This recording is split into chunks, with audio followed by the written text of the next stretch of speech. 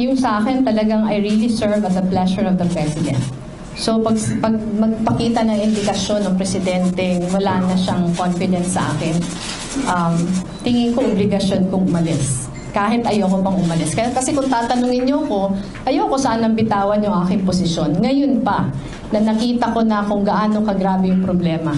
Ngayon pa na nakita ko na kung ano yung kaya kong gawin para sa housing. Pero again, hindi ko hawak kasi ito eh. Kung binigyan sana ako ng pagkakataon, magawa man lang yung aking gagawin, yun sana yung makakabuti. Pero yung sitwasyon ni CHED Chairman Tati Licuanan is different from mine. Kasi yung CHED, yung kanyang position as CHED Chairman is time-bound. Meron siyang fixed term, hindi gaya sa akin.